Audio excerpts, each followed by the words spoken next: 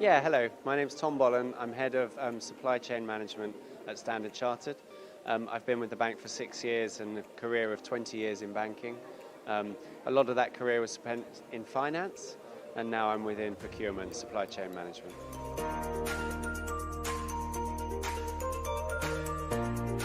Top 3 trends. So I would say on the environmental side, the biggest thing is that our suppliers need to be able to monitor accurately their carbon emissions that relate to their business for us.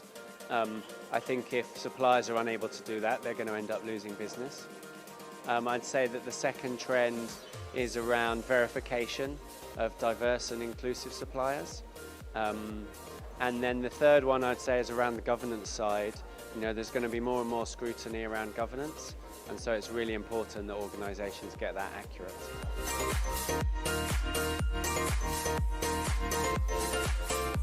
So I would say that ESG risks cut across those 3 risks, and in fact all risk types. At Standard Chartered, for example, climate risk is an integrated risk type. That means while there's a policy for climate risk, it also has to be referred to in all the policies of the other risk types.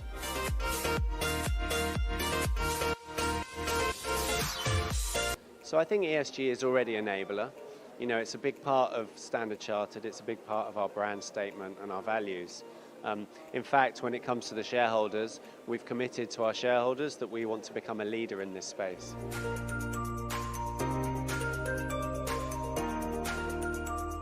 That's a very interesting question. For me, the key barrier is access to credit, particularly in the emerging markets. Many of those are in Asia, and that's where, to be honest, the biggest change is probably needed, but also the biggest impact if the change doesn't happen. Standard Chartered is committed to financing that.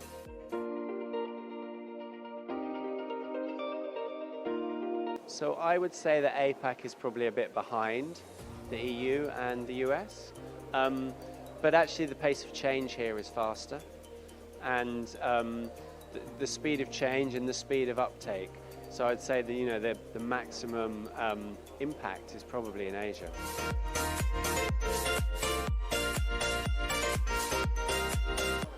I mean, I don't think we have got beyond that idea.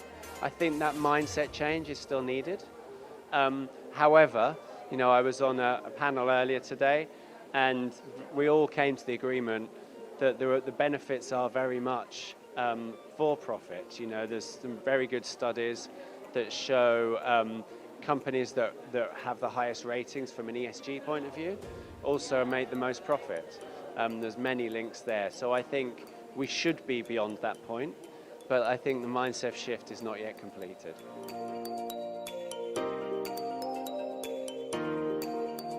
I think CFOs are great stewards, but it's wider than that. The ESG needs to be taken across in our whole enterprise. You need the business engaged, you need the functions engaged, and it really needs to be led by the CEO and the board.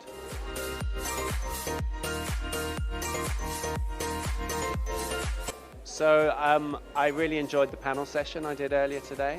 Had some really good feedback on that.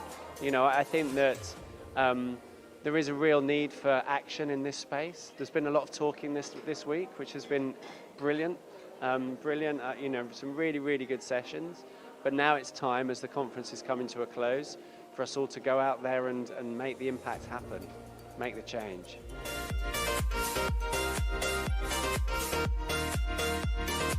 So I really enjoyed the speech this morning, the panel discussion, but it's just so great to be live again, to be with people, meeting people, and I've missed that, and I think everyone's missed that during COVID. The second thing, obviously, I'm very proud that we received the award for Best Teamwork Collaboration Project. Really proud to collect that on behalf of the team, and look forward to taking the award back to the office and sharing that with everybody.